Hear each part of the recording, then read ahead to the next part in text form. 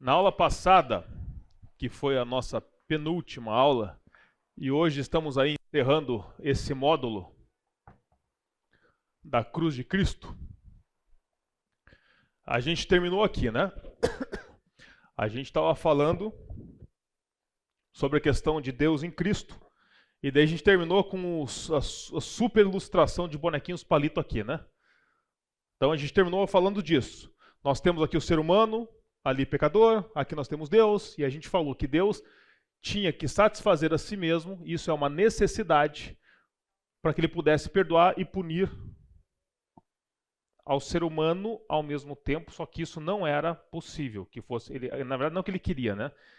De acordo com a sua santidade, ele precisava punir pelo pecado o pecador.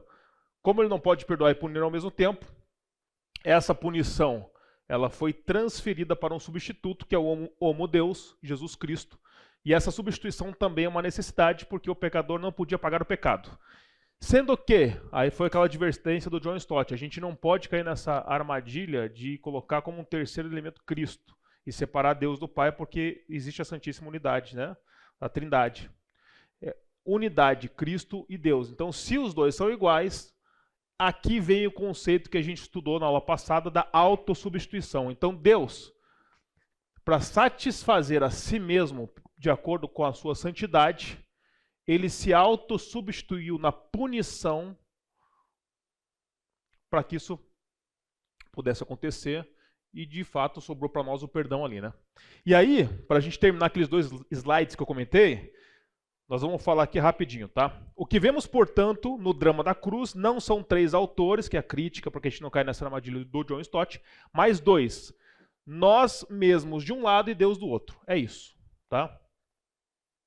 Isso aqui, pessoal, quem quiser depois fotografar, acaba no intervalo, no final, pode tirar tranquilo foto, vai estar disponível em PDF, tá? Eles pedem para que a gente envie o PPT em PDF, depois eles devem anexar lá no site da igreja.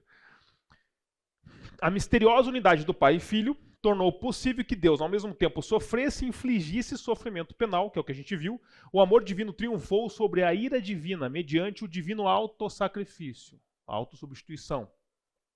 Só para lembrar, né? O coração da cruz, que foi essa parte que a gente viu e que finalizou na aula passada, e estamos acabando aqui, a gente viu o problema do perdão, né? A questão da satisfação divina, que a gente resumiu nesse desenho, e a autossubstituição. A gente viu em detalhes e só resumiu para ficar uma coisa mais ilustrada. Rejeitamos fortemente, portanto, toda explicação da morte de Cristo que não possui o centro na satisfação através da substituição. Depois com o desenho fica fácil a gente lembrar das flechinhas lá, né? O evangelho bíblico da expiação é Deus satisfazendo a si mesmo e substituindo-se a si mesmo por nós. E assim ele completa toda a expiação. Essa frase, caras, é uma coisa assim que eu gostei bastante, eu já decorei. É o tipo de coisa que é bacana decorar, sabe? Eu achei muito bem resumido pelo John Stott. A essência do pecado é o homem substituindo-se a si mesmo por Deus. Parece um exagero, mas lembra lá nas primeiras aulas que a gente falou que quando a gente não honra e glorifica a Deus no sentido de não satisfazer nós, através das nossas atitudes, não satisfazermos a Deus, a gente quer fazer, no final das contas, a nossa própria vontade, é uma maneira de que a gente se torne o nosso próprio Deus. E não, a gente viu por detalhes que isso não é um exagero, tá? Então, o John Stott resume isso aqui, ó. A essência do pecado é quando o homem se substitui no lugar de Deus. E ele toma a rédea das suas próprias vontades. E olha que bacana, a essência da salvação é a mesma explicação invertendo os sujeitos. A essência da salvação é Deus substituindo-se a si mesmo pelo homem. Aqui é a graça de Deus, né, gente? Então a essência do pecado, repito, é quando a gente substitui o lugar próprio de Deus e nos coloca. Aliás, ídolos podem ser várias coisas diferentes, né? Mas aqui ele está colocando, o pecado é isso, a gente assume a nossa vontade, o nosso desejo, e a salvação é quando Deus se substitui a ele mesmo no lugar do homem, por isso que Cristo se fez pecado. O homem declara-se contra Deus e coloca-se onde Deus merece estar, e Deus sacrifica-se a si mesmo pelo homem e coloca-se onde o homem merece estar. A explicação desse resumo ali de cima.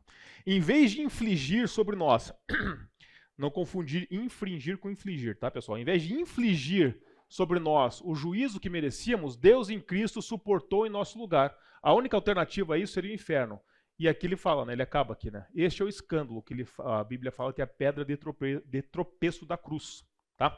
Sendo assim, pessoal, acabamos aquele finalzinho que faltava da aula passada. E a gente vai entrar hoje. Eu queria ter trazido mais algumas coisas, mas enfim.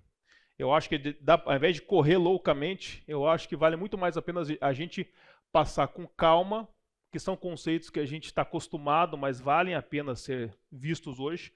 De uma história, nós vamos falar aqui, ó, da salvação dos pecadores. E para explicar a salvação dos pecadores, nós vamos discorrer 4 termos, tá? E essa é a nossa intenção. Sendo a última aula hoje, o que o pessoal nos pede? A igreja nos pede. Sempre quando acaba um curso, tem uma avaliação. Então, quem não puder fazer no intervalo, não tem problema, porque tem um QR Code que eu posso passar para vocês depois.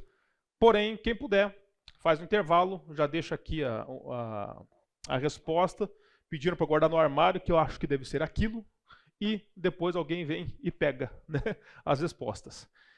Próximo domingo, última aula, que seria a última aula não, a última aula é hoje. Próximo domingo não tem aula, é aquela questão de oração. Eu vou confirmar com o Fábio como que vai ser essa questão, porque de fato durante a semana eu não conversei com ele sobre isso, mas na teoria, junta-se, a gente, quem quiser, puder vir, junta-se e tem aquele momento de oração que encerra de fato o período, que vai ser o último domingo de setembro. Tá bom, gente? É isso. Porque como a gente está num número menor aqui, eu não sei se faz sentido a gente ficar aqui ou juntar com outro, mas de qualquer maneira, quem quiser, puder, esteja aqui que vai rolar, tá bom? Bem, salvação dos pecadores, gente, vamos lá. Movido pela perfeição do seu santo amor, Deus em Cristo substituiu-se por nós, pecadores. Esse é o coração de Cristo. Então, ele está resumindo tudo que a gente viu até agora, com relação ao coração de Cristo. Ele faz 2 perguntas. Por que tomou Deus o nosso lugar, elevou o nosso pecado, nessa questão de autossubstituição? Acho que nós já temos condições de responder isso. Ele continua. O que realizou ele com seu autossacrifício e sua autossubstituição? Nada mais são perguntas introdutórias para que a gente possa falar de salvação, né? O Novo Testamento dá 3 respostas principais a essas perguntas, pelo que Deus fez em Cristo por meio da cruz. Salvação, é o que nós vamos ver hoje, em todos os seus detalhes possíveis. Salvação, que obviamente nos salvara, o verbo. Revelação, ele se revelou a si mesmo. E a conquista no quesito de vencer o mal, tá? Hoje nós vamos detalhar apenas o primeiro ponto, que é a salvação. A salvação de Cristo é ilustrada através da vívida imagem dos termos abaixo que nos introduz. Então, quando eu falei que eram 4 coisas que compõem a salvação, são essas coisas aqui, ó. Propiciação. Daí ele fala assim, né? A propiciação seria algo equivalente aos rituais de um sacrário. Não é um termo muito usual para nós aqui. Alguém sabe o que é um sacrário? Vem de sacramento, ok, etimologia ok, mas na Igreja Católica, durante a Eucaristia, existe o sacrário. O sacrário, para os católicos, é um local onde cresce que Cristo está ali fisicamente. Então você se põe no momento da Eucaristia, e também tem lá o sacrário onde você pode ir, né? Não é só na Eucaristia que ele está, mas é um local onde tem o sacrário, ele pode ser redondo, pode ter um outro formato, mas ali acredita-se que Cristo está fisicamente. Então, eles usam um termo, cara, que é... Olha, se eu não me engano, eles falam em genuflexão. Genuflexão para os católicos é um jeito de se prostrar que você reverência, é uma reverência a Deus, a Cristo. Então, eu não vou fazer aqui devido à minha elevada faixa etária, mas a genuflexão é quando você põe um joelho no chão e a outra perna, você fica com o pé no chão e você fica como se ficasse assim com as pernas, sabe? Então você fica assim. Então você reverencia o sacrário dessa maneira. Você não pode ir de qualquer jeito no sacrário. Então quando ele fala a propiciação, ele compara os rituais de um sacrário, é nesse sentido de estar na presença de Deus. É mais ou menos isso, a gente vai ver detalhes no decorrer aqui, tá? Redenção. Ele vai comparar as transações de mercado. Então, se você acha isso muito louco, cara, hoje você vai entender nos detalhes por que a gente fala tanto em que Cristo pagou um preço. Né? A gente vai entender porque certas palavras que a gente usa hoje, como redenção, existiam um significado diferente lá atrás. Por isso que a gente fala que a língua é viva. Né? Também redenção. Bem, nós vamos ver no detalhe. Justificação, ele vai fazer uma analogia aqui aos procedimentos de um tribunal de lei, essa questão de você ser declarado culpado ou inocente. E a reconciliação, ele fala das experiências de caso familiares, de você estar de novo perante a família, vamos falar assim. Então, essas 4 palavrinhas, vamos colocar assim, que são o esqueleto que o John Stott traz no livro para que expliquem todos os aspectos da salvação. Nossa, salvação dos pecadores. Então vamos lá. Vamos falar de propiciação. Propiciação. Não perguntei, se eu perguntasse não adiantaria, porque já estaria a resposta, né? Mas propiciar o que é? Propiciar alguém significa apaziguar ou pacificar a sua ira. Então a gente já começa a fazer as correlações. Quando a gente fala da ira de Deus, quando a gente propicia algo, nós estamos pacificando a ira de Deus. Os cristãos ocidentais de gerações passadas tinham bastante familiaridade com a linguagem propiciação em relação à morte de Cristo, pois a Bíblia contém 3 afirmações explícitas feitas por Paulo e João. Romanos 3, 24 e 25 tem essa passagem que Paulo diz assim, ó, Cristo Jesus, a quem Deus propôs no seu sangue como propiciação mediante a fé. Olha, se tem um versículo que possivelmente você não tenha decorado e saia de hoje decorado é Romanos 3, 24, porque a gente vai falar bastante disso aqui. A propiciação mediante a fé. Enfim. Depois João diz, em 1 João 2, 1, 2 e 4, 10, ele diz, temos advogado junto ao Pai, Jesus Cristo, o justo, e ele é a propiciação. Você vê que a própria Bíblia traz a expressão aqui, né? Pelos nossos pecados. Propiciação. Nós estamos apaziguando, pacificando a ira de alguém. Nisto consiste o amor, não em que nós tenhamos amado a Deus, mas que Ele nos amou e enviou o seu Filho como propiciação de novo pelos nossos pecados. Tá? Muito bem, o que a Escritura nos revela é uma doutrina pura da santa ira de Deus, seu alto sacrifício amoroso em Cristo e a sua iniciativa de desviar a sua própria ira. É óbvio que a ira e propiciação, o aplacar da ira, andam juntos. Por quê? Porque Deus tem uma ira santa. Tem se concentrado num grupo particular de palavras o reexaminar do vocabulário bíblico, o qual tem sido trazido por termos propiciatórios. Tá? Nós vamos ver nos detalhes isso. Substantivo. Ilasmos. Vamos revisar, parece um pouquinho chato, mas vamos revisar conceitos básicos de português. Né? O substantivo é quando a gente, para quem não lembra, é quando a gente nomeia alguma coisa. Por exemplo, eu tenho uma, não sei se é emoção ou é sentimento, mas enfim, nós temos uma emoção ou sentimento que é a alegria. Então, isso é um substantivo, eu estou dando nome a algo. Eu estou classificando, não, eu estou nomeando algo. O seu próprio nome, Gabriel, é um substantivo. Aí não vou entrar em detalhes, mas os substantivos têm várias derivações e divisões deles, né?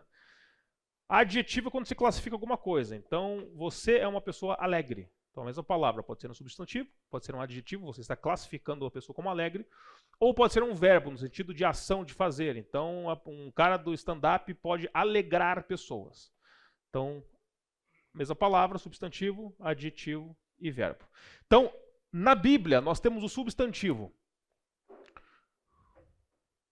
Tá, eu não trouxe aqui, mas eu só pus a referência. Substantivo ilasmos, que é a palavra grega de propiciação, que é traduzida pelo menos como propiciação, tá? Então nós temos ela como substantivo nessas referências. Deixa eu ver se aqui atrás a gente trouxe. Tá aqui, ó. Eu não repeti, mas tá aqui. Aqui, ó, ele é a propiciação dos nossos pecados, enviou seu filho como propiciação. Ele está colocando aqui que é como substantivo.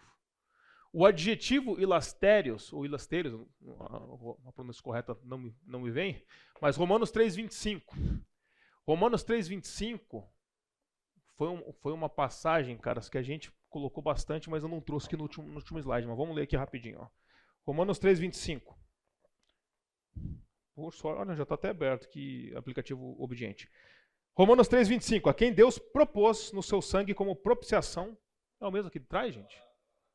Ah, perdão, esse aqui, né? Então, a propiciação, perdão, ó, eu tô doido. Propiciação aqui, ó, como propiciação. Aqui o John Stott está trazendo que ele é... A palavra traduzida aqui, ela aparece como adjetivo, mas ele também fala que poderia ser substantivo e depois como verbo. Hebreus 2,17, também Lucas na passiva, enfim, que talvez devesse ter traduzido por ser propiciado, porque é na passiva, né? Ou propício. A questão de passividade é quando você está recebendo algo. É nesse sentido. A mim, pecador. Enfim, a pergunta crucial é se o objeto da ação expiatória... Então, nós temos toda a expiação, gente. Qual é o objeto da ação expiatória? É Deus ou é homem? De um lado, nós temos o homem pecador, que precisa da expiação.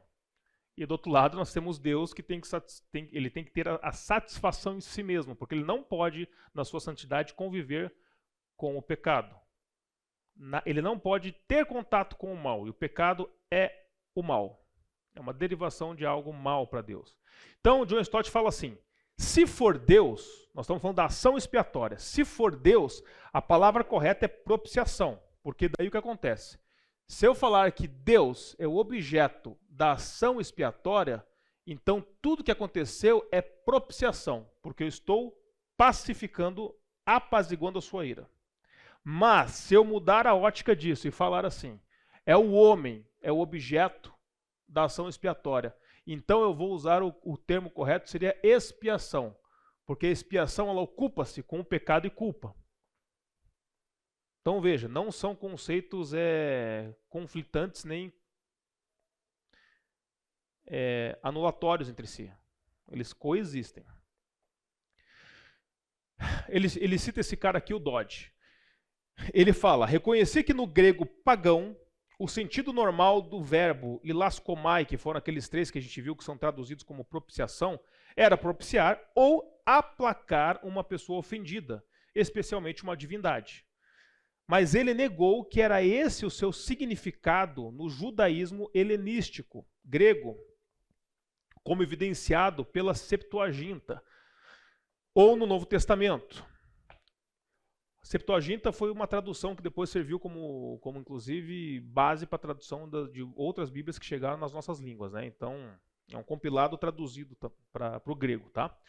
Ele argumentou que na Septuaginta, ele coloca uma palavrinha aqui, ó, kiper, o verbo hebraico para expiar, às vezes era traduzido por outras palavras gregas que não ilaskomai, ou seja, a gente está pegando a Septuaginta, a gente está pegando o hebraico, traduzindo para o grego. No hebraico nós tínhamos o kiper. E às vezes o significado das pessoas que participaram da tradução que originou a Septuaginta, eles não traduziam para ilaskomai. Vamos continuar. Que significa purificar ou perdoar. Que quando ilaskomai pode ser traduzido por kiper, o significado é expiação ou remoção da impureza, que tem a ver com essa questão, né, de expiação, você se ocupar com pecado e culpa e você de fato tirar a impureza. E aí, vocês estão entendendo o problema que ele está trazendo aqui? São os conceitos. Ele não quer que a gente confunda propiciação com expiação, tá? Mas daí começam algumas coisas, porque assim ele traz bastante coisa. Eu trouxe uma das coisas que ele trouxe só para ilustrar aqui. Que no decorrer da história, pessoas questionaram isso. Nem sempre foi propiciar. Porque esse judaísmo helenístico, através da Septuaginta, que foi traduzir o hebraico para o grego, você tinha traduções de palavras que originalmente foram traduzidas que não eram propiciação, eram expiação. E aí? Vocês viram lá que tem significados diferentes, né? Se a gente focar o objeto de Deus ou homem.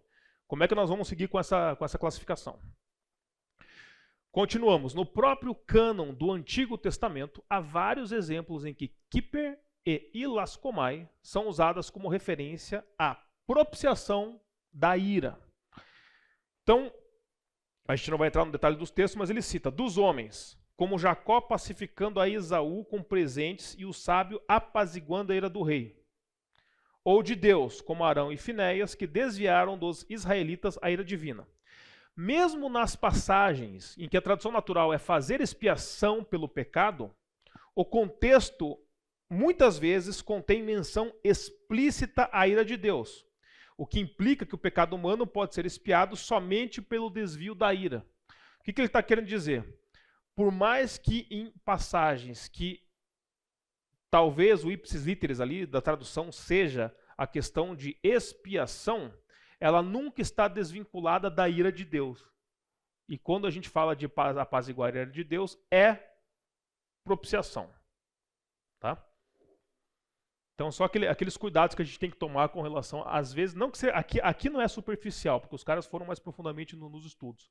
Vamos continuar. O mesmo é verdade quanto às ocorrências no Novo Testamento. A descrição de Jesus como o ilasmos, propiciação em relação aos nossos pecados. Vamos lá ver 1 João 2,2. E ele, Jesus, é a propiciação pelos nossos pecados, e não somente pelos nossos próprios, mas ainda pelos do mundo inteiro. Podia ser compreendida como significando simplesmente que ele os tenha levado ou os tenha cancelado. Mas também afirma-se que ele é nosso advogado junto ao Pai. Vocês estão entendendo a questão da ira? Está aqui, ó. Para que a gente vai precisar de um advogado junto ao Pai? Por causa da ira. O que implica o desprazer daquele perante quem ele apela a nossa causa. Então, lá em 1 João 2,1 diz: Filhinhos meus, estas coisas vos escrevo para que não pequeis. Se todavia alguém pecar, temos advogado junto ao Pai, Jesus Cristo o justo. Tá? Quanto à passagem de Romanos 3, que a gente viu ali lá no comecinho, que tinha 3, 24 e 25, o contexto é determinativo. Quer traduzamos ilasterion, no versículo 21, por o lugar da apropriação, isto é, o propiciatório, como em Hebreus 9,5. Até já vou pôr aqui de novo, tá? Romanos 3, 25, aqui eu deixei mais completo. Ó. Quem Deus propôs no seu sangue como propiciação, mediante a fé, para manifestar a sua justiça, por ter Deus, na sua tolerância, deixado impune os pecados anteriormente cometidos. Então, nessa passagem, ele pode estar se referindo como lugar da apropriação, propiciatório, um local, como Hebreus 9,5. 9,5 diz: E sobre ela os querubins de glória que, com a sua sombra, cobriam o propiciatório. Dessas coisas, todavia, não falaremos agora, pormenorizadamente. Muito bem. Ou quer ser por meio da apropriação, isto é, um sacrifício propiciatório. O Jesus que é assim descrito é designado por Deus como remédio para a culpa universal humana sobre a sua ira. Ira que, para demonstrar, Paulo necessitou de 2,5 capítulos. Vamos lá. Primeiro, ainda em propiciação. O motivo pela qual a propiciação é necessária é porque o pecado suscita a ira. Ok? Por quê? Mal versus santidade. A ira dele não é misteriosa nem racional. Jamais imprevisível, mas sempre previsível por ser provocada pelo mal e pelo mal somente. Lembra que a gente viu lá que a ira nada mais é do que uma reação da santidade ao mal. Por isso que também a gente tem aquelas advertências, cara, cuidado com os conceitos da grandiosidade de Deus, que não devem ser comparados com o que a gente tem aqui como sentimento e ira humana, porque a nossa ira humana é injusta, é corrupta, é invejosa, por isso que ele fala aqui. Ela não é racional e não é imprevisível. Segundo, quem faz a propiciação num contexto pagão é sempre seres humanos que procuram desviar a ira divina mediante a realização realização meticulosa de rituais, ou através da recitação de fórmulas mágicas, ou por meio de oferecimento de sacrifício, que a gente falou na última aula, vegetais, animais e até mesmo humanos. Aquele é a única vez que o John Stott citou humanos, mas a gente não entrou nesse detalhe, tá? Do porquê que eles faziam, mas existia, né? Pessoas que tentavam fazer isso através desse tipo de sacrifício. Pensam que tais práticas aplaquem a divindade ofendida, mas o Evangelho começa com a afirmação de que nada do que possamos fazer, dizer, oferecer ou até mesmo dar pode compensar os nossos pecados nem afastar a ira divina. Ok? Por isso que a gente fala que nós, seres humanos, pecadores, não podíamos pagar o preço. Aqui ele não fala em pagar ainda, né?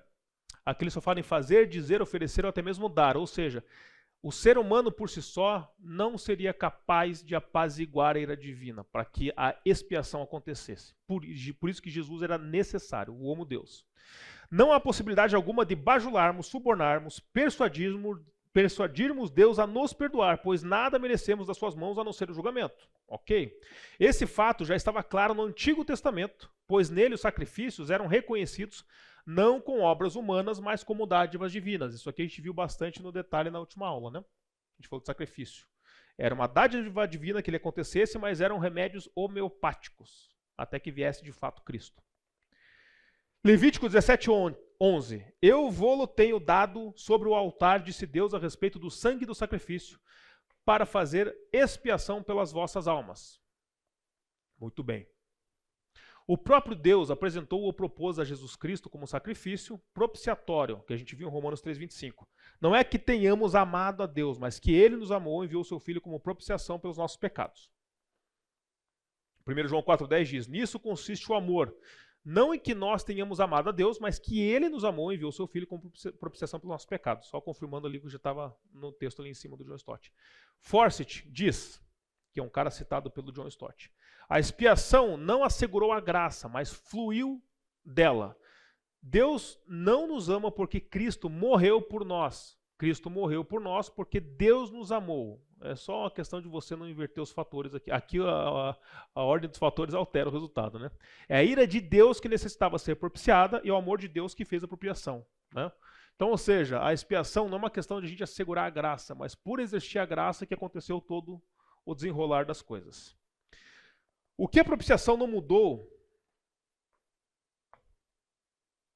Aqui, desculpa, acho que eu digitei errado. Está estranha a frase, mas o que eu quero dizer aqui é o seguinte. A propiciação, no sentido de que... o que John Stott alerta quando ele entra aqui? Ó, a propiciação, ou seja, nós estamos... Eu vou repetir bastante para esse conceito, você sair daqui e nunca mais esquecer. Apaziguar a ira divina não é uma questão de que isso aqui mudou Deus.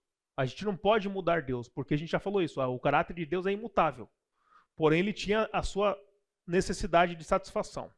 O que mudou, na verdade, foram os seus tratos para conosco. Ele nos perdoou e nos recebeu em seu lar.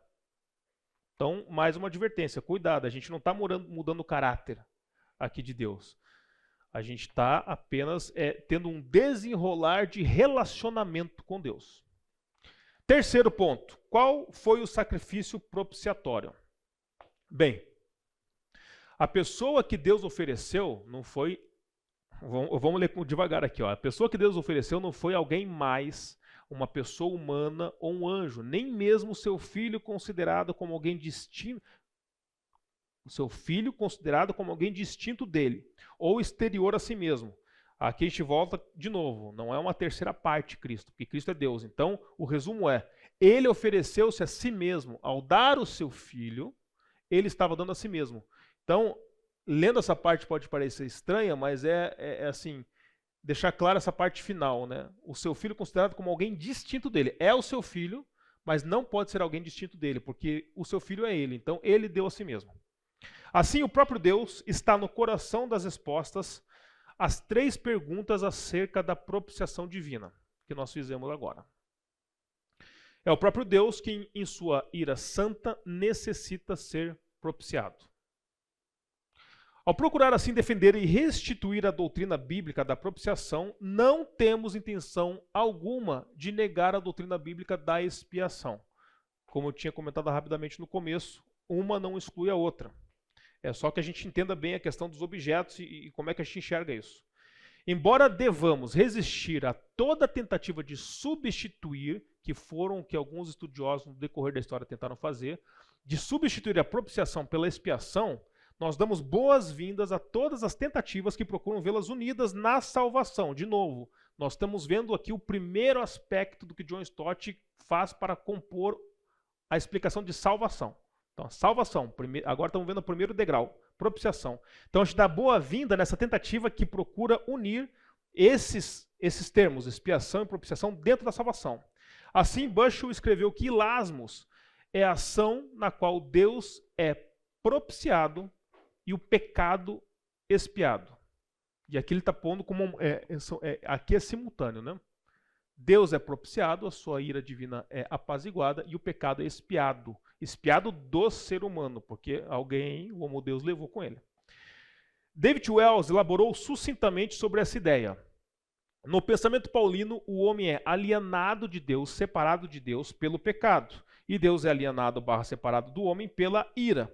É na morte substitutiva de Cristo que o pecado é vencido, a ira desviada, de modo que Deus possa olhar para o homem sem desprazer e o homem olhar para Deus sem temor. Você está vendo que uma coisa não acontece separada da outra. O finalzinho aqui, ó. Tudo isso aconteceu. A ira de Deus é desviada, o pecado é vencido para que Deus olhe para o homem sem desprazer e o homem possa olhar para Deus. A gente esquece essa parte que a gente tem que ter temor a Deus ainda, né? Mas aqui pelo menos a gente pode ter um relacionamento com Deus sem temer o temor. É mais ou menos isso. A gente ainda tem que ter temor a Deus. E ele finaliza a propiciação com isso. O pecado é expiado e Deus é propiciado. Gente, alguma pergunta de propiciação? Tá bom. Sendo assim, deixa eu só fazer uma conta, 9h30, tá. Sendo assim, nós teremos uma super ilustração assim, profissional de Photoshop com bonequinhos palito. Vamos resumir aqui, ó. Temos aqui o homem pecador. Por isso que eu comecei com o finalzinho da última aula, né? Nós temos aqui o homem pecador e a gente viu todo o desenrolar, né? A punição que era devida ao homem, mas nós não podíamos pagar o preço dessa punição, foi desviada por Deus para Cristo, o homem Deus. Sendo assim, a gente chega num conceito, num desenho novo aqui. Estabelece um relacionamento entre o homem e Deus. A gente tem um novo relacionamento com Deus aqui. Quando a gente viu lá, a gente não está apaziguar a ira de Deus, não é mudar o caráter de Deus. Mas é mudar, quando ele fala que é mudar o modo de trato divino com o ser humano, é isso aqui. A gente tem uma abertura da porta agora com Deus, que é um relacionamento diferente. E isso é expiação. A expiação, gente, se você tiver que explicar expiação para alguém algum dia, tudo isso aqui é expiação. Porque o conceito, vamos falar assim, mais técnico da expiação, o conceito técnico da expiação é: alguém pagou um preço substituindo o outro. Essa substituição que está aqui é o cerne da expiação. Só que isso aqui abriu a porta para que a gente pudesse ter esse relacionamento com Deus. Então, expiação, o resumo da expiação é isso aqui. Tudo isso aqui é a expiação. Não era propiciação, Jesus homem Deus. Vou te responder a pergunta agora no novo slide super Photoshop técnico de bonequinhos palito. Nós temos o pecador de um lado. Agora vamos entrar com propiciação. Tá vendo como esse negócio confunde mesmo? Tá? A expiação eu vou repetir. A expiação com X é quando você tem alguém que paga uma pena, tem que ter a pena, é uma característica penal substitutiva. Então, Cristo, ele está substituindo a punição e depois ele está gerando todo o desenrolar, né? Aí Deus consegue ter um relacionamento conosco, o perdoar de Deus vem conosco, a gente tem esse novo relacionamento com Deus. Isso aqui é expiação. Isso é expiação. Agora, voltamos para o bonequinho palito. Nós temos lá o pecador e temos Deus aqui. Beleza. Aí, nós vamos vincular, inclusive, com os conceitos um pouquinho mais anteriores que a gente viu em outras aulas. Deus vive lá na sua santidade divina. E o homem, que é pecador, ele não pode ter um relacionamento com Deus, porque o pecado ele é um mal. Então, quando a gente fala que, dentro do conceito muito resumido do que a gente viu aqui, de satisfação, quando Deus tem que satisfazer a si mesmo, isso é uma necessidade, por quê? Porque pela sua santidade ele não pode conviver com o pecador. Só que ele ama seus filhinhos, os pecadores, ele quer perdoar os pecadores, como a gente viu nos outros desenhos. Então, o que acontece? Devido a isso, para quem está rindo já entendeu a super easter eggs, divertidamente aqui, né? Essa questão que Deus quer ter um relacionamento, ele quer perdoar o ser humano, mas o pecado impede isso aqui gera a ira. A ira, só que não é qualquer ira, é uma ira santa. É uma ira santa de Deus. E para que Deus possa anular isso aqui, porque se isso aqui foi gerado pelo mal, gente, a gente volta no slide anterior. Tem que ter punição. Tem que ter punição. E para que a punição possa, e a punição que é a mãozinha fechada aqui do Street Fighter, para que essa punição possa ser paga sem que isso nos estraçalhe, é o conceito de autossubstituição em Cristo. Deus se faz carne em Cristo e ele mesmo recebe a punição que era nossa. Vamos chegar em apropriação. E aí o que acontece? Quando isso acontece, a ira santa de Deus é apaziguada. Você está vendo que o contexto é o mesmo. E isso aqui, quando a ira santa de Deus é apaziguada por todo esse contexto aqui, que também é expiação, isso aqui se transforma no conceito de propiciação. Não ficou muito claro? Eu ainda fiz mais um slide para ver se dá para a gente mudar a percepção. Porque assim, é o mesmo, por isso que ele fala assim. Você percebeu que o John Stott usa a expressão ação expiatória? Dentro da ação expiatória, verbo, o gerúndio ali, Deus sendo crucificado, dentro dessa ação expiatória nós temos a expiação e a propiciação. Só que aqui talvez fique um pouco mais claro. Quando a gente foca ali embaixo no pecado e a culpa que tinham que ser punidos, é expiação. Quando a gente foca em toda a ação expiatória está acontecendo. Porém, quando a gente foca na ação expiatória como a ira de Deus sendo apaziguada, é a pacificação com Deus, aí a propiciação.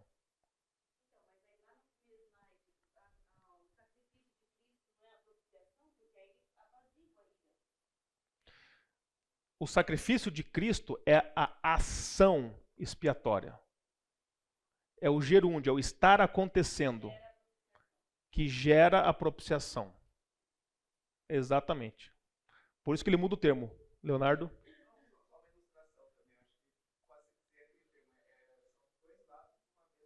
Exatamente.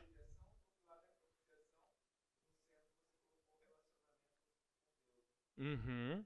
Porque ele fala, porque aí exatamente o relacionamento no sentido de que o que mudou foram os tratos divinos com o ser humano.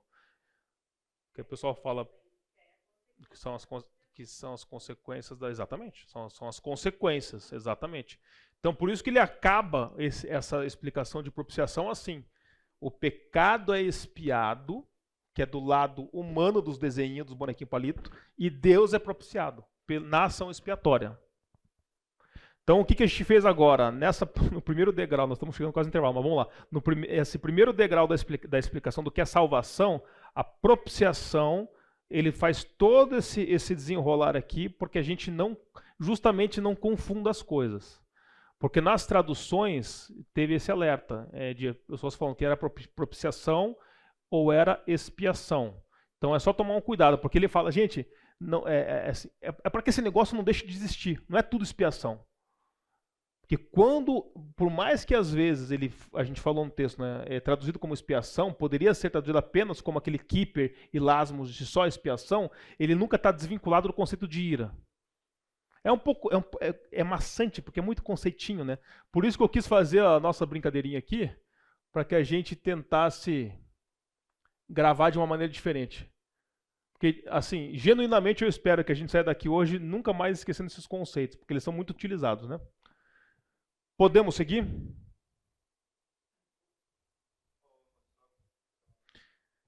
Diga. Seria possível propiciar, Deus ser propiciado sem o pecado ser expiado com a nossa condenação eterna. E aí a ira de Deus seria aplacada, mas não... Não, elas são complementares. Você está perguntando se uma coisa podia acontecer sem a outra? Não. Se fosse condenado eternamente, isso não aplacaria a ira de Deus também? Não, porque Deus quer nos perdoar, cara. Senão Deus manda o dilúvio de novo e esmaga nós de novo. Entendi. Mas aí tem a ver com o desejo dele de nos perdoar, não com a ira dele. Sim. Então a ira dele seria aplacada, mas esse desejo não seria satisfeito. A ira dele seria apaziguada porque ela é uma derivação do mal do pecado. Então, para que você possa apaziguar a ira santa de Deus, você vai ter que ter uma punição. Só que ele não queria esmagar o ser humano. Mas a propiciação, sim, por isso que a gente dividiu esses dois lados aqui. A propiciação é isso. Ela está do lado disso, de apaziguar a ira divina. Ok?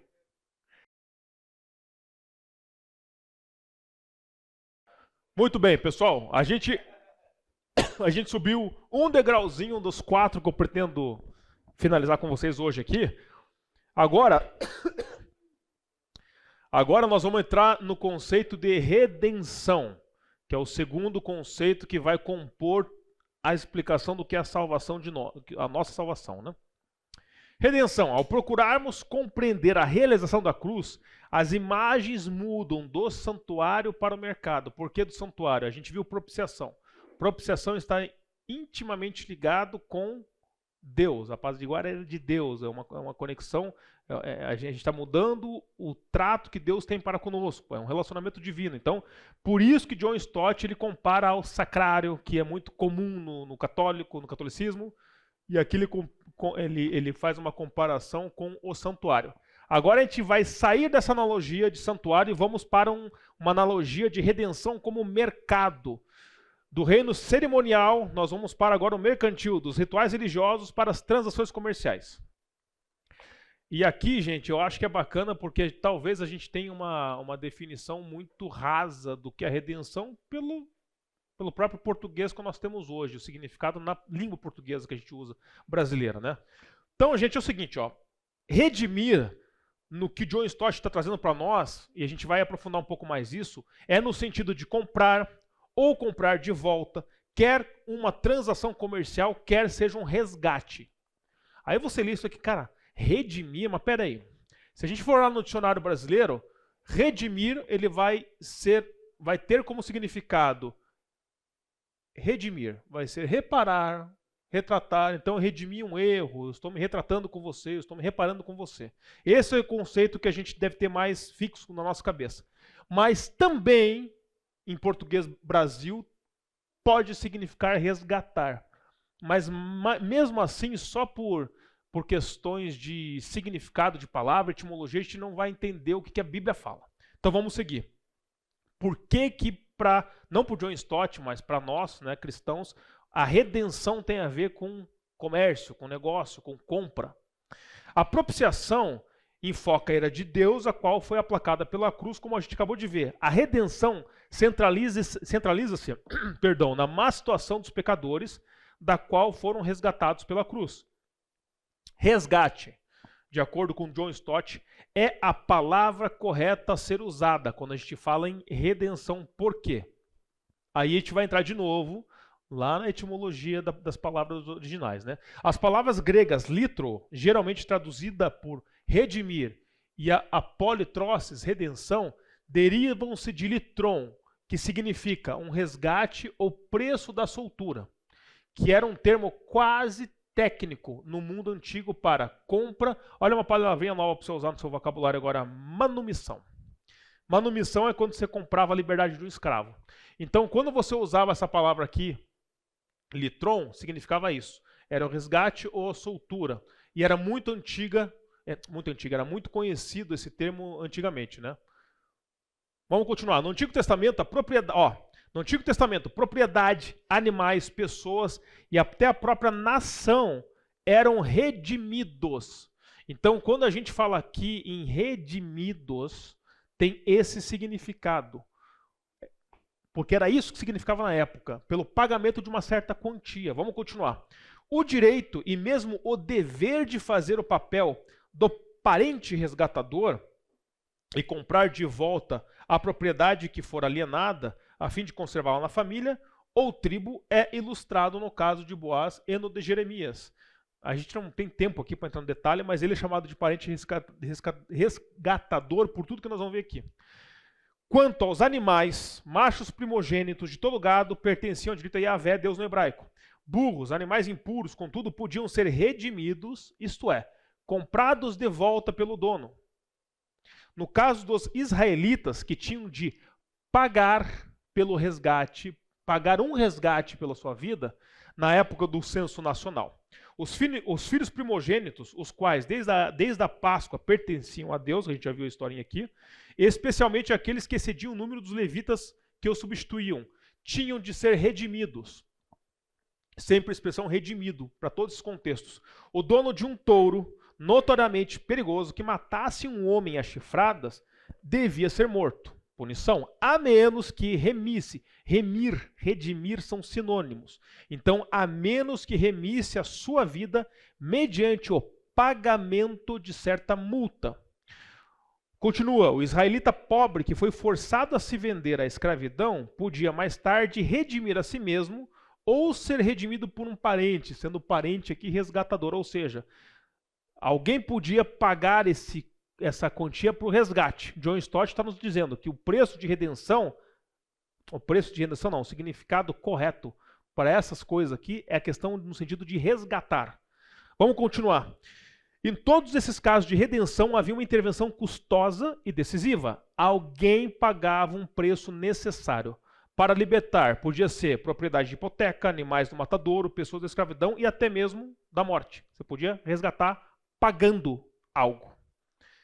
O vocabulário da redenção foi usado para descrever a libertação de Israel, tanto na escravidão do Egito, quanto do exílio na Babilônia. Também usou redenção. Mas neste caso, visto que o remador, aqui remador no sentido de resgatador, quem está pagando, não era um ser humano, mas o próprio Deus. Podemos ainda afirmar que redimir é resgatar, porque até aqui John Stott nos deu vários exemplos de redenção, de que pessoas, seres humanos, estavam pagando. Ele coloca os exemplos ali.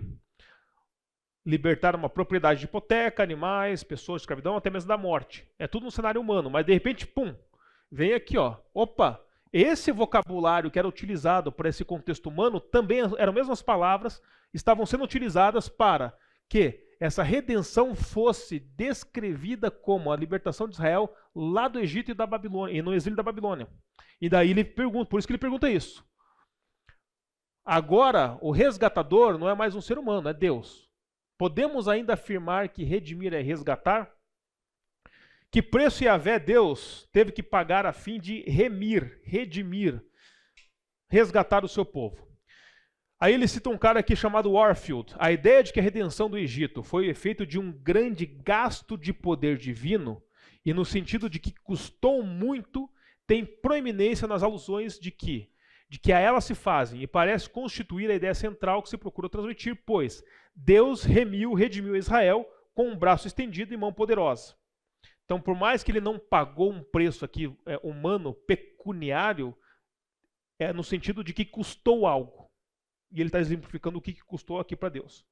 Concluímos que a redenção sempre exigiu o pagamento de um preço. Então, aqui talvez agora comece a ficar mais claro para nós por que a gente fala que Jesus pagou um preço.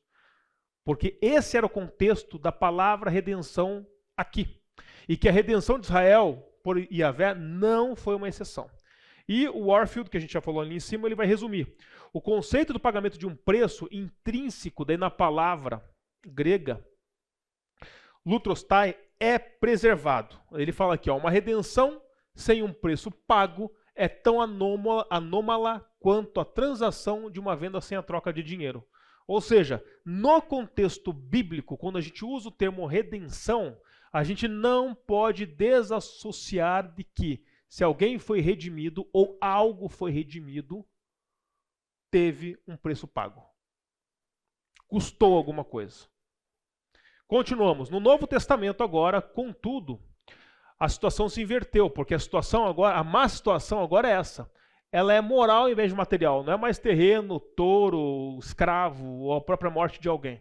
Nós estamos falando agora de uma situação moral. O Novo Testamento traz uma questão moral em vez de material. E o preço é a morte expiatória do Filho de Deus. Então, de novo, é por isso que a gente fala que Deus pagou um preço alto, porque para que a gente pudesse ter essa redenção, não material, mas moral, pelo pecado, a ação expiatória foi o preço. Em Cristo. Marcos 10,45 diz, o próprio Filho do Homem não veio para ser servido, mas para servir e dar a sua vida em resgate.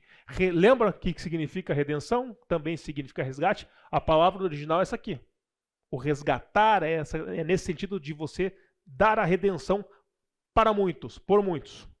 Uma expressão paralela, talvez um eco da anterior, ocorre em 1 Timóteo 2,5,6. Cristo Jesus, o qual a si mesmo se deu em resgate por todos. Então, espero que aqui fique bem claro, quando a gente está falando que Cristo está nos resgatando, tem a ver com redenção, que está havendo e tem todo um contexto de pagar um preço. Algo custou. E obviamente não foi pecuniário, foi algo muito mais caro do que isso. É instrutivo que Joséfo, clássico, famoso Joséfo, historiador judaico, ao descrever a visita do general romano Crassus ao templo de Jerusalém, ele, com a intenção de saquear o santuário, tinha usado uma linguagem semelhante. Só para contextualizar, porque era assim que eles se comunicavam, tá, gente? Um sacerdote chamado Eleazar, que era guardião dos tesouros sagrados, deu-lhe uma grande barra de ouro no valor de 10.000 sidos. Como, daí ele coloca a palavra aqui, ó, litron ani pantou, cuja tradução é um resgate em lugar de tudo. Isto é, a barra de ouro era oferecida como um substituto pelos tesouros do templo. Tá? Qual é, pois, a difícil situação humana da qual não podemos nos libertar e que torna necessária a nossa redenção? Vimos no Antigo Testamento, o povo era redimido de variadas e sérias situações sociais, como, de novo, dívida, cativeiro, escravidão, exílio e execução. Mas o cativeiro de Cristo nos libertou, mas o cativeiro de que Cristo nos libertou é moral. Essa escravidão agora é descrita como nossas transgressões ou pecados. É disso que a gente está sendo resgatado, dos pecados. Assim como o povo de Deus do Antigo Testamento, olha só, existe uma continuação, né? Não é só um ato em si. Embora já redimidos, resgatados do exílio do Egito e da Babilônia, ainda aguardavam a promessa de uma redenção mais plena. Esperavam a redenção em Jerusalém. Agora a gente vai trazer esse contexto para o Novo Testamento. Da mesma forma, o povo de Deus no Novo Testamento, embora já redimidos, resgatados da culpa e do juízo, ainda aguardam o dia da redenção no qual seremos tornados perfeitos. Está vendo as analogias? Ainda existe algo, por mais que isso de fato já tenha acontecido, a gente vai ver aqui mais para frente, ainda existe algo que a gente aguarda com relação a isso. Neste interim, o Espírito Santo em que nós habita é o selo, garantia, as primícias da nossa redenção final. Existe uma redenção final ainda. Para começar, aqui ele vai explicar a questão do custo, né? Houve o custo, qual é o custo, obviamente, da expiação, né, em Cristo? Teve o custo, além disso, da encarnação, da entrada em nossa condição a fim de nos alcançar como seres humanos. Disse-nos que Deus enviou seu Filho, nascido de mulher, nascido sob a lei, para resgatar, redenção, de novo aqui o conceito, os que estavam sob a lei. Joaquim Jeremias indaga se Paulo estava fazendo referência ao dramático ato de entrar na escravidão a fim de resgatar o mundo, assim como dar o corpo para ser queimado, para referir-se a ser marcado com a marca do escravo. Aí 1 Coríntios 13:3 ele fala isso aqui, ó. E ainda que eu distribua todos os meus bens entre os pobres, e ainda que entregue o meu próprio corpo para ser queimado, se não tiver amor, nada disso me aproveitará. Bem, além da encarnação, contudo, estava a expiação. Então ele está falando o que custou para Deus esse pagar o preço. Então, além da encarnação, estava a expiação. A fim de realizá-la, ele deu-se a si mesmo, como a gente já viu, ou a sua vida, né? Morrendo sob a maldição da lei para resgatar-nos dela. Então, basicamente, estão nesses versículos aqui, né? O qual a si mesmo se deu um resgate por todos, testemunho que se deve prestar em tempos oportunos, nós estamos vendo isso aqui agora, pois o próprio Filho do Homem não veio para ser servido, a gente já leu isso aqui, né? Para servir e dar a vida em resgate de muitos, e depois fecha com Gálatas 3:13, que a gente viu lá nas primeiras aulas, né? Com relação ao significado da cruz e tudo mais. Cristo nos resgatou da maldição da lei, fazendo-se ele próprio maldição em nosso lugar. Tá, gente? Então, tudo isso aqui exemplifica o custo que teve desse pagamento em Cristo. Ao indicar o grande preço pago por Cristo a fim de nos resgatar, a palavra mais comum que os autores do Novo Testamento usaram foi pelo precioso sangue. Como do, aí ele cita a passagem do versículo de 1 Pedro 1:18-19, como do cordeiro sem defeito, sem mácula, o sangue de Cristo. Então o grande preço pago por Cristo, a palavra mais usada, embora tenha todo esse contexto que ele nos traz, é o precioso sangue de Deus. Levítico 17:11, que a gente leu lá atrás um pouquinho, e continua aqui, ó, de que a vida da carne está no sangue. Ou que a vida de toda a carne é seu sangue. E na afirmativa mais explícita de Deuteronômio. Ou seja, essa partezinha, não sei se dá para ver muito bem aqui no azul, mas essa passagem que está em Levítico afirma: a vida da carne está no sangue. Depois Deuteronômio fala: a vida de toda a carne é o seu sangue. E essa afirmação aqui, ela é mais objetiva, a gente falou mais detalhadamente disso na aula passada, né, que inclusive tem algumas religiões que não aceitam a transfusão de sangue porque encaram o sangue, porque o sangue é vida, e se sangue é vida dada por Deus, então não posso pôr isso dentro do meu corpo, por isso que se você for lá no hospital, você tem que inclusive pôr qual religião que você pertence, porque o médico já sabe se ele pode ou não fazer uma transfusão em você. Então, aqui nós vamos entrar nesse conceito de que o sangue é vida. Certos teólogos britânicos, no final do século passado, desenvolveram uma teoria estranhamente popular. Quando ele fala século passado, está falando no 1800, tá? Porque esse livro é de 986, esse livro aqui, A Cruz de Cristo. Desenvolveram uma teoria extremamente popular de que o sangue de Cristo representa não a sua morte, mas a sua vida. Então, de novo, a gente tem que ter cuidado com algumas interpretações. Que é liberado através da morte, assim, posto à nossa disposição. O que eles estão querendo dizer aqui, cara? Que com o sangue de Cristo a gente tem acesso à sua vida e não à sua morte. Então o John Stott vai explicar isso. Ele cita essa publicação de 1948 aqui, do Alan Stibbe, que diz: ele fez um exame completo das ocorrências de sangue, tanto no Antigo quanto no Novo Testamento, e não encontra dificuldade alguma em demonstrar que é uma palavra símbolo da morte. E é verdade, a gente sabe que a Bíblia fala isso, e é verdade que o sangue é a vida da carne. Porém, isso significa que se separar do sangue da carne, quer seja humano ou animal, a vida física presente na carne acabará. O sangue derramado representa, portanto, não a liberação da vida do fardo da carne, mas o término da vida física. É uma testemunha da morte física, não uma evidência da sobrevivência espiritual. Não é nesse sentido de vida que está trazendo aqui o sangue, tá, gente? Que foi o que o John Stott fala que estranhamente ficou popular na Inglaterra. Beber o sangue de Cristo, portanto, descreve não a participação de sua vida, mas eu acho que esse conceito é bem claro para nós, né? Mas essa questão da simbologia de tomar o sangue de Cristo é a apropriação dos benefícios da vida de Cristo que foi entregue. É nesse sentido. Então, significa morte, de fato. Tá? A imagem da redenção tem uma ênfase também como atenção para a pessoa do Redentor que possui direitos de posse sobre a sua compra. A gente não pode esquecer disso aqui. Ou seja, nós fomos comprados, gente. A gente, não só como criação, a gente pertence a Deus, mas também por termos sido comprados por Deus, pela expiação. Assim atribui-se o senhorio de Jesus sobre a igreja e o cristão ao fato dele nos ter comprado com o seu próprio sangue. É o custo que ele pagou. Ele pagou, nos comprou com o seu próprio sangue. Os presbíteros, por exemplo, são chamados a supervisar conscientemente a igreja sob o fundamento de que Deus em Cristo a comprou com o seu próprio sangue. Então Atos 20:28 diz: atentei por vós e por todo o rebanho sobre o qual o Espírito Santo vos constituiu bispos, para pastoreardes a igreja de Deus, a qual ele comprou com o seu próprio sangue. Você vê.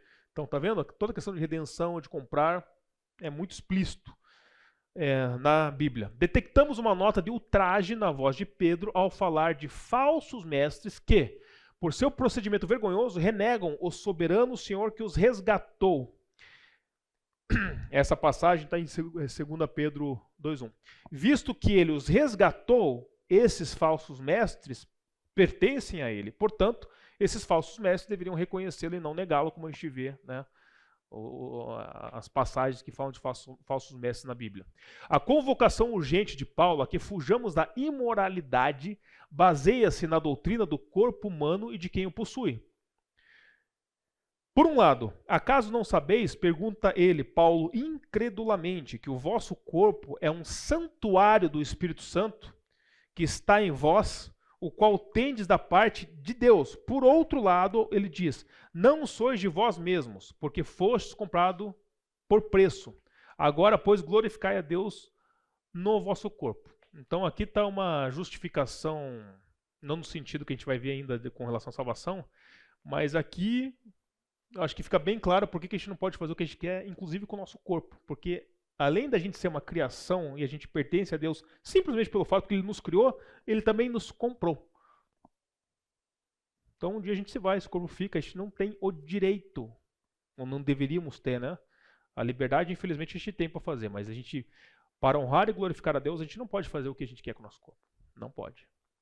O nosso corpo não foi só criado por Deus, e um dia por Ele será ressurreto, mas também foi comprado pelo sangue de Cristo e habitado pelo Espírito Santo. Assim, o nosso corpo pertence a Deus 3 vezes, pela criação, redenção, que foi o resgate no sangue de Cristo, e pela habitação que nós temos hoje no Espírito Santo. Por isso que resgate combina bem, né? Porque já era dele. Resgatar aquilo que já é seu. Exatamente. Exatamente.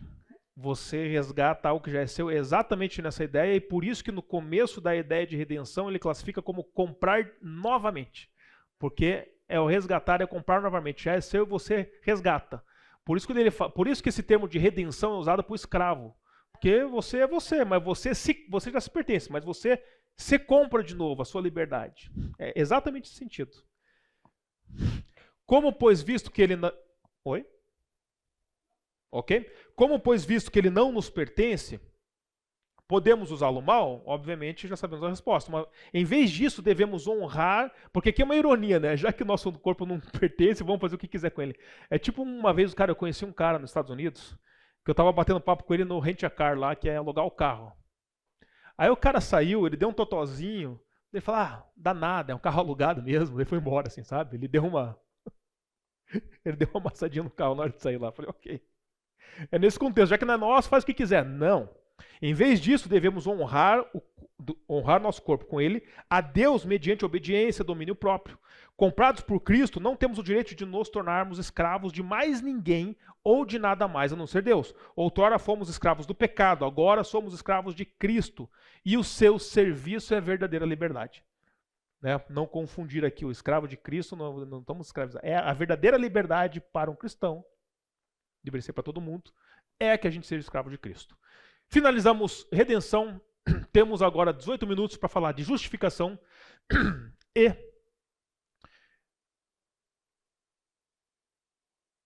Não é redenção, é parecido com redenção. Gente, me fugiu aqui o termo, só um segundo.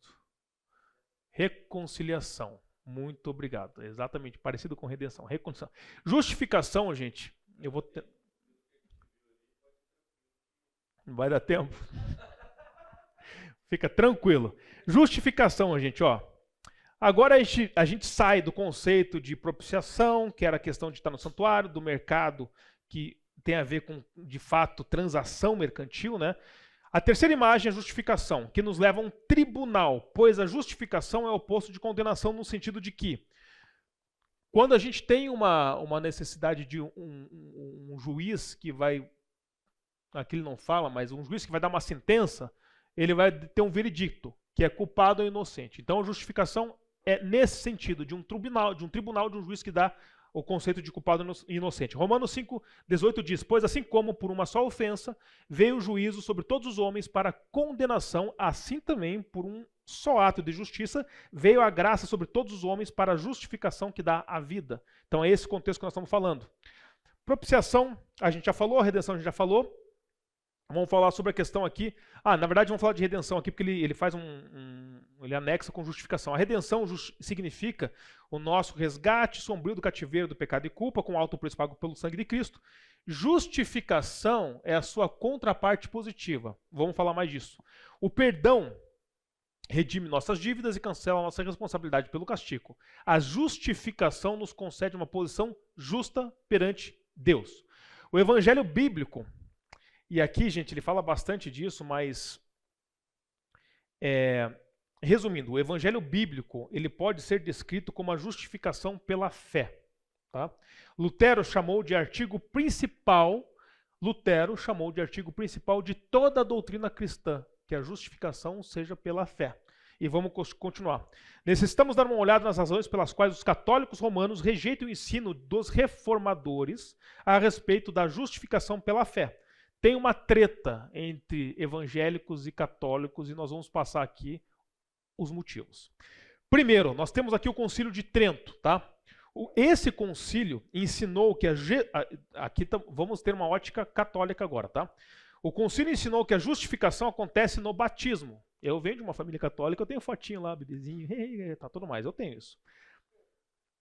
E por que minha família fez isso? Por causa disso. Porque a ideia de que a justificação acontece no batismo e inclui tanto o perdão como a renovação. A pessoa batizada é purificada de todos os pecados originais e atuais, e é simultaneamente infundida com uma justiça nova e sobrenatural. É por isso que se batiza bebê. Segundo, antes do batismo, a graça preveniente de Deus predispõe as pessoas a se converterem à sua própria justificação livremente, concordando e cooperando com essa graça.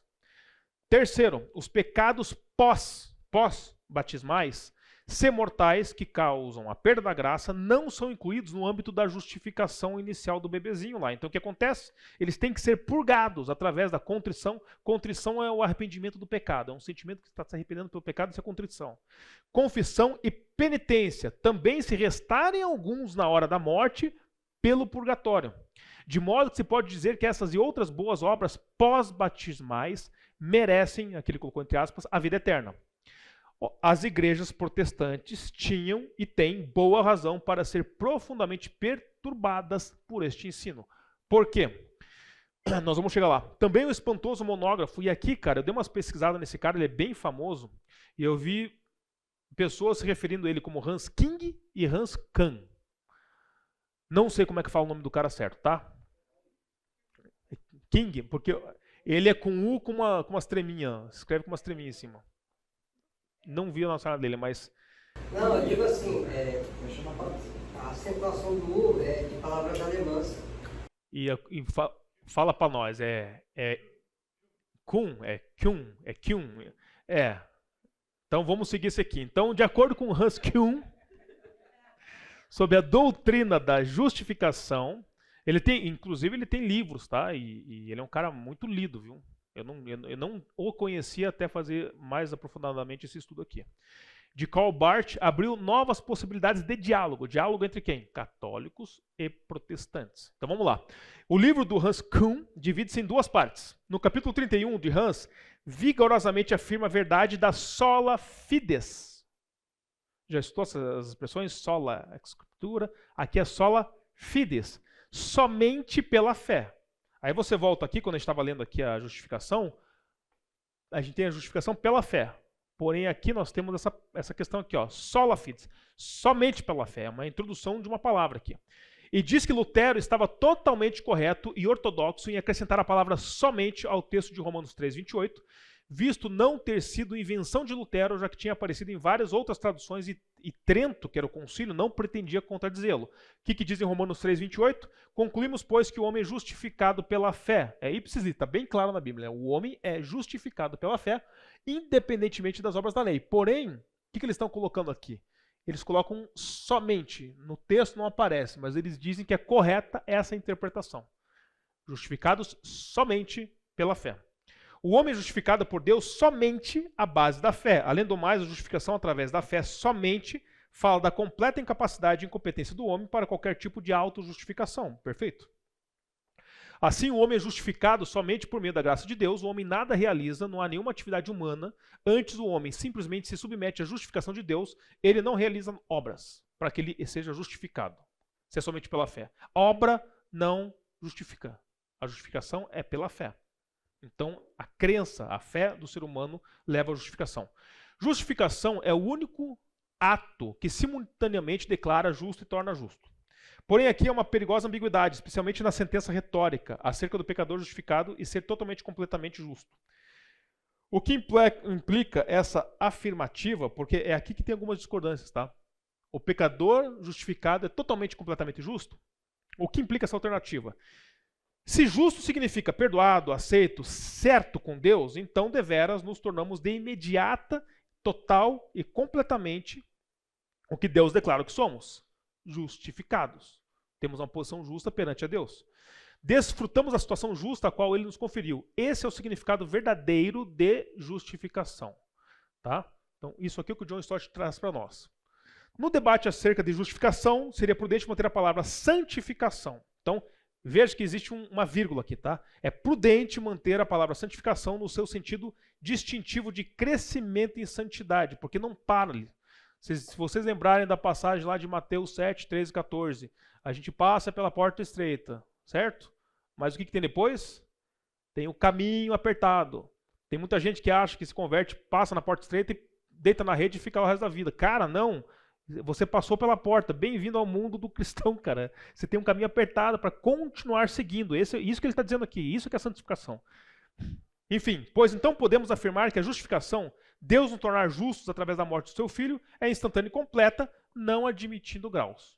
Tá? Então, de fato, a gente tem que ser prudente e entender a santificação, mas a justificação para nós evangélicos é de fato instantânea, ela acontece de fato. Tá? Nós somos justos perante a Deus pela justificação. Ao passo que a santificação, Deus nos tornando justos através da habitação do seu Espírito, é gradual e incompleta por toda a vida. Nunca atingiremos a perfeição, nunca seremos iguais a Cristo, se bem que Ele é nosso alvo, nós tentaremos ser. Né? Por isso que Ele é aqui, ó, é gradual e incompleta por toda a vida. À medida que somos, de acordo com 2 Coríntios 3,18, transformados à semelhança de Cristo, de glória em glória. Evangélicos e católicos romanos juntos, eles concordam em muitas coisas. Por exemplo, eles ensinam que Deus, pela sua graça, é o único salvador dos pecadores, a autossalvação é impossível, que a morte de Cristo como sacrifício propiciatório é o fundamento último da justificação. Mas, precisamente, o que é justificação, como se relaciona a outros aspectos da salvação, como acontece, essas áreas são de contínuos e ávidos debates. Aqui John Stott colocou a visão evangélica possivelmente majoritária. Né? Faz parte responder às pressões que fazem a nós, as pressões, porque a gente critica a visão deles, mas também, né, eles criticam a nossa, e faz parte do jogo. A principal delas poderia ser uma série de perguntas como as seguintes. Então John Stott fala que a maioria dessas perguntas ele já presenciou, porque já questionaram para ele. Ele coloca assim: católicos perguntando ou pessoas que não creem na justificação, como o John Stott nos expôs aqui. Vocês ainda insistem que, quando Deus justifica os pecadores, Ele os pronuncia, mas não os torna justos? Que a justificação é uma declaração legal, não uma transformação moral? Porque a gente continua sendo pecador, por isso que eles perguntam isso. Que a justiça é imputada a nós, mas não infundida em nós, nem mesmo transmitida a nós.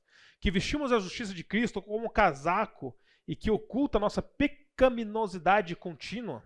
Que a justificação, embora mude a nossa situação, deixa nosso caráter e conduta intactos. Que cada cristão justificado, como ensinaram os reformadores, aí ele coloca uma expressão aqui, simul justus et peccator. Ao mesmo tempo, uma pessoa justa e pecadora. Isso aqui, eles não concordam com isso aqui. Como é que a gente pode ser justificados e nos tornamos imediatamente justos perante a Deus, mas ainda somos pecadores? Pecadores em desconstrução, que é a palavra da moda agora. Não estão vocês reivindicando ser mudados, quando de fato não são, se ainda são pecadores? Não é a sua doutrina da justificação pela fé somente uma licença finalmente disfarçada para continuarem pecando? Porque se eu ponho a palavra somente pela fé, mas, entendeu? Tem o contexto que a gente... o John Stott já divertiu isso aqui. Tem todo o processo da santificação que a gente falou agora, que é Mateus 7, 13, 14, enfim.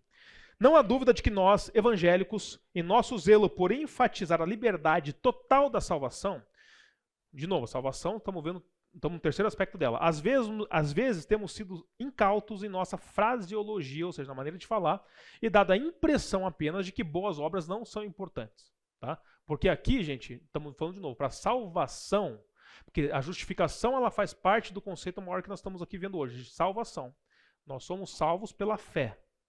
Traduzindo a justificação pela fé, nós somos salvos pela fé, não pelas obras. Porém, a gente não quer dizer que elas não sejam importantes.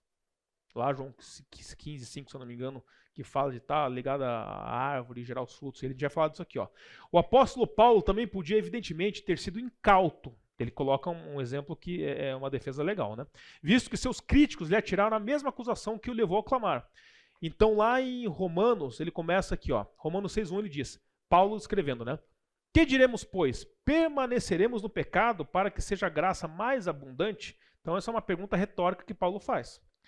Sua resposta do próprio Paulo, indignado à sua própria pergunta retórica, foi lembrar a seus leitores o batismo deles. Não sabiam que quando foram batizados em Cristo Jesus, foram batizados na sua morte, tendo assim morrido com ele para o pecado, como poderiam viver nele?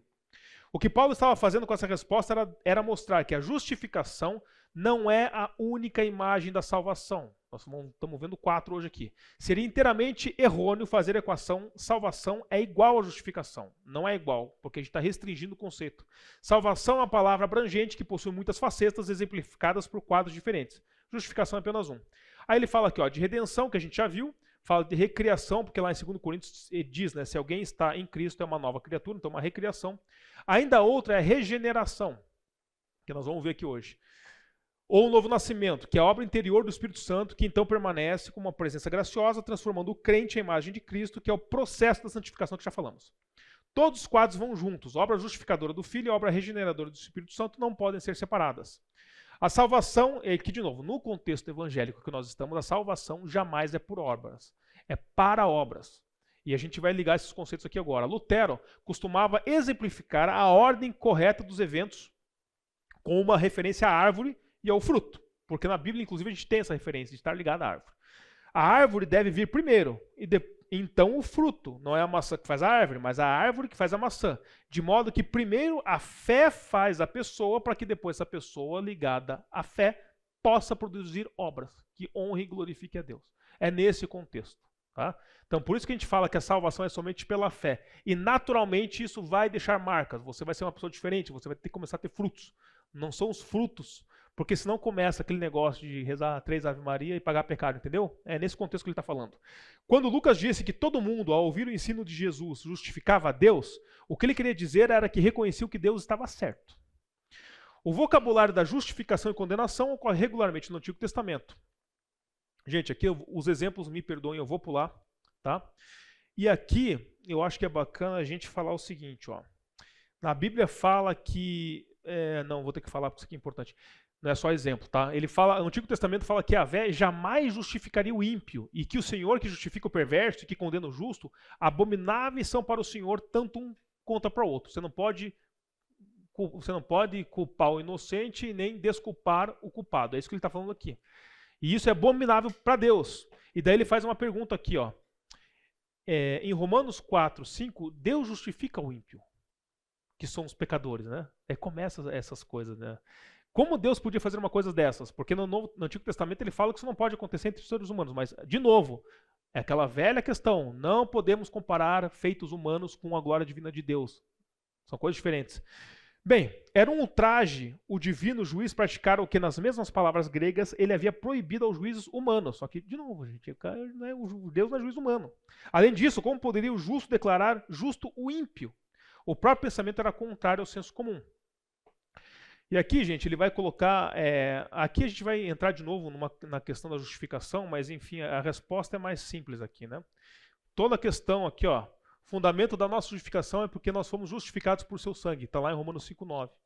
Né? Então, isso aqui resume. Pode explicar como o seu modo justo de justificar o injusto. De novo, né? A gente não pode comparar a justiça divina com a humana. Nós temos agora 2 minutos para acabar mais um conceito. Não vai dar tempo. Mas eu quero só passar para vocês para fechar a salvação, tá?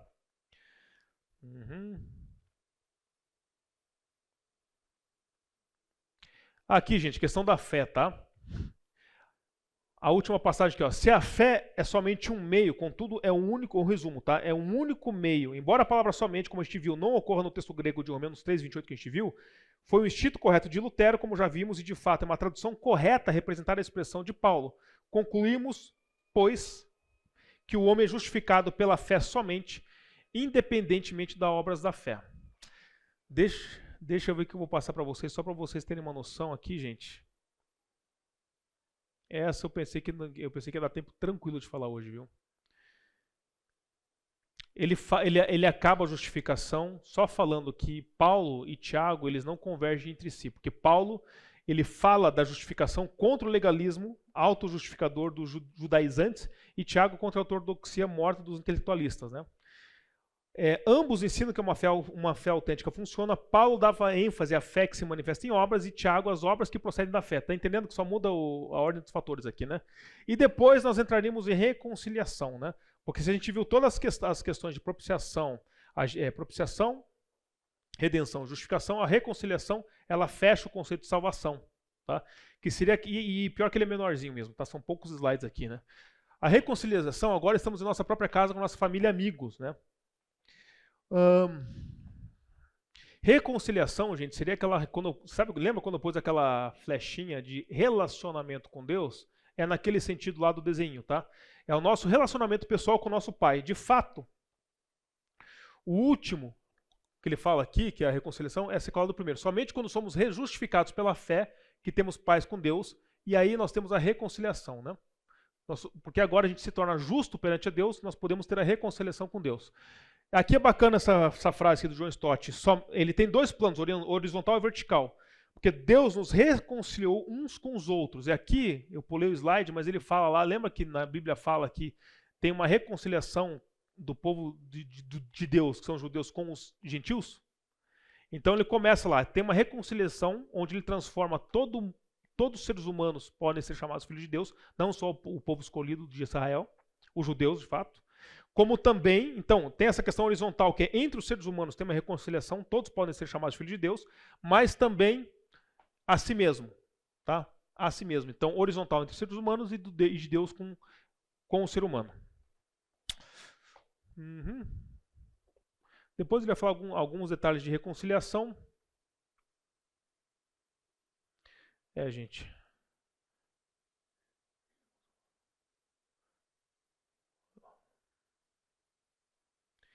Aí nós temos uma questão também, né, cara, que isso aqui está disponível. Embora a gente se torne justos perante a Deus de maneira automática, esse relacionamento agora é uma porta aberta porque a gente mudou a maneira de Deus se relacionar e de nos tratar, certo? Ele não mudou o seu caráter imutável. Porém, a gente ainda precisa, isso aqui, ó, Deus terminou a obra da reconciliação na cruz. Contudo, é ainda necessário que os pecadores, nós, se arrependam e creiam, para que de fato a gente seja reconciliado com Deus. Então isso não exime a parte humana, a gente tem que ter o arrependimento e crer. Então basicamente, gente, me perdoem, não consegui acabar aqui, mas bem resumidamente a reconciliação, passei pelos pontos bem vitais assim, e essas quatro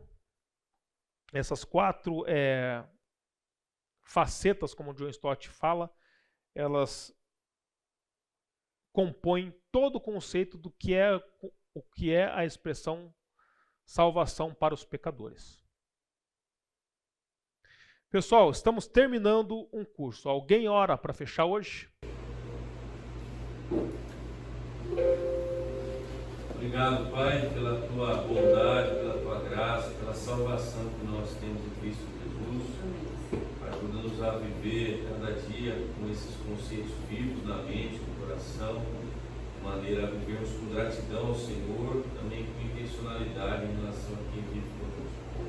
Obrigado pela vida do professor Jorge, que o Senhor abençoe o bar, sustente e nos dá sobretudo ao Senhor. Em nome de Jesus. Amém. Amém.